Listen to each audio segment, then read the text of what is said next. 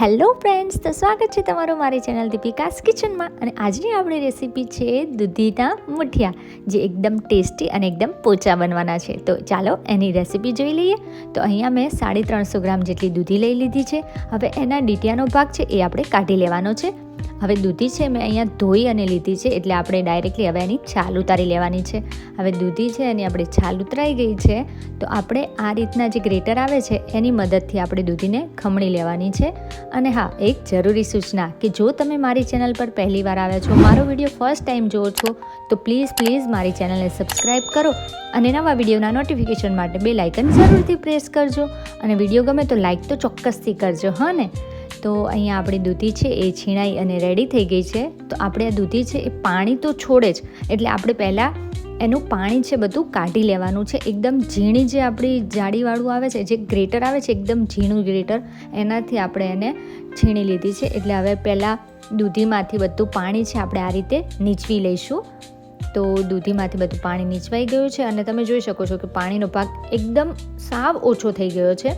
તો હવે એક ખાંડણીની અંદર આદુ, લસણ અને મરચાં લઈ લીધા છે. ત્યારબાદ મીઠું એડ કરી એને આપણે ખાંડી અને એની પેસ્ટ રેડી કરવાની છે. તો આદુ, મરચાં, લસણની પણ પેસ્ટ રેડી થઈ ગઈ છે. તો હવે આપણે દૂધીમાં બધા મસાલા કરીએ. તો મેં અહીંયા એક મોટો વાટકો ભરી અને કરકરો ઘઉંનો લોટ એટલે કે ભાખરીનો લોટ લીધો છે.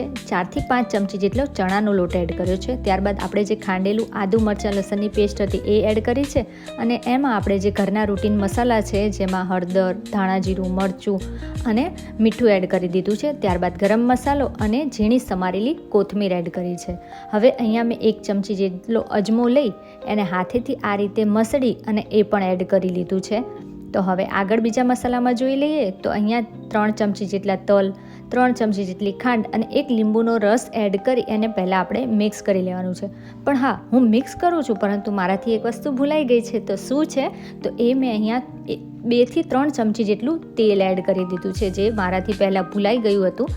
તો એને તેલ સાથે આપણે આ બધો જે મિશ્રણ છે એને મિક્સ કરી લેવાનું છે. અને સરસ રીતે મિક્સ થાય ત્યારબાદ આપણે એને પાણીથી લોટ નથી બાંધવાનો. જો કોરું લાગે તો જ, નહીં તો આપણે આ રીતે અહીંયા મેં દહીં લઈ લીધું છે. જો 3 ચમચી જેટલી દહીં લઈ અને એનાથી આપણે એકદમ કઠણ લોટ બાંધવાનો છે. કઠણ મતલબ કે નથી એકદમ રોટલી જેવો કે નહીં વધારે પડતો કઠણ, પરંતુ અહીંયા આપણે જે પરોઠાનો લોટ બાંધીએ છીએ ને, બસ એ રીતના જ લોટ બાંધી દેવાનો છે. કઠણ લોટ બાંધીશું તો એકદમ આપણા મુઠિયા છે એ સોફ્ટ નહીં થાય. હવે તમે સોફ્ટ કરવા માટે આમાં તમે ઈનો કે સાજીના ફૂલ કે કુકિંગ સોડા આવે છે એ પણ લઈ શકો છો, પરંતુ મેં અહીંયા કુકિંગ સોડા કે કાંઈ જ લીધું નથી. હવે જે આપણી ઢોકળિયાની આ રીતના કાણાવાળી પ્લેટ આવે છે ને, એને આપણે ગ્રીસ કરી લઈએ તેલથી. હવે આપણે હાથમાં થોડું તેલ એડ કરી અને એને આ રીતે હાથમાં લગાવી અને પછી જે આપણે મુઠિયા વાળવાના છે, તો એ મુઠિયા આપણે વાળી લઈએ. બધાની રીત અલગ અલગ હોય છે મુઠિયા વાળવાની.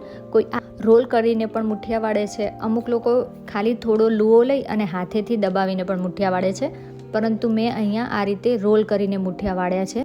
તો હવે આ જ રીતે આપણે જે બધો લોટ છે એના આ રીતે આપણે મુઠિયા વાળી અને રેડી કરી લેવાના છે. અને જે આપણે ગ્રીસ કરેલી જે ઢોકળિયાની થાળી હતી કાણાવાળી, એની ઉપર આપણે આ રીતે ગોઠવી લઈશું. તો અહીંયા હું બધા મુઠિયા છે એને આ રીતે જ વાળી લઉં છું. તો હવે આપણે આ મુઠિયાવાળી થાળી છે એ રેડી છે. તો મેં પહેલેથી ઢોકળિયામાં ગરમ પાણી કરવા માટે રાખી દીધું હતું. તો સરસ રીતે આપણું ગરમ પાણી ઉકળી પણ ગયું છે. તો હવે જે મુઠિયાવાળી જે પ્લેટ છે આપણી, એ આપણે ઢોકળિયામાં રાખી દઈશું અને એને આપણે ઢાંકી 20 થી 25 મિનિટ માટે એને કૂક થવા દેવાનું છે. તો હવે 20 થી 25 મિનિટ બાદ અહીંયા આપણે ચેક કરી લઈએ તો આપણા મુઠિયા થયા છે કે નહીં. તો આ રીતે ચાકુની મદદથી આપણે એને ચેક કરી લઈશું. તો જો ચાકુ એકદમ સાફ નીકળે, એટલે આ રીતે એકદમ ક્લીન હોય, તો આપણા મુઠિયા છે એ એકદમ સરસ રીતે બફાઈ ગયા છે. તો હવે એને એક બાજુ રાખી અને ઠંડા થવા દઈશું. હવે આપણા મુઠિયા છે એ ઠંડા થઈ ગયા છે, એટલે એ આસાનીથી ડીમોલ્ડ એટલે કે થાળી છે એનાથી અલગ થઈ જશે. તો હવે આપણે એને આ રીતના કટ લગાવી દેવાનો છે. હવે તમને બતાવું છું કે જો એકદમ કેવા સરસ એવા મુઠિયા છે આપણા, તરત જ કટ થઈ જાય છે અને ચાકુ પણ એકદમ ક્લીન નીકળે છે. તો હવે તમને જે રીતે મુઠિયા જોઈએ, જેમ કે જાડા કે પાતળા, તો એ રીતે તમે એને કટ લગાવી શકો છો. તો આપણા અહીંયા બધા મુઠિયા છે એ કપાઈ અને રેડી થઈ રહ્યા છે. તો પછી આપણે એનો વઘાર કરી લઈશું. તો મેં અહીંયા બધા મુઠિયા છે એને આ રીતે કટ કરી લીધા છે.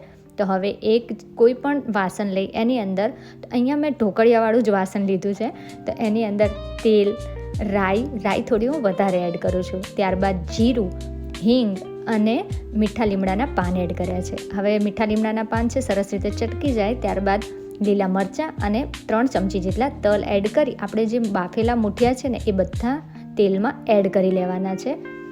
હવે એને આપણે સરસ રીતે હલાવી દઈશું.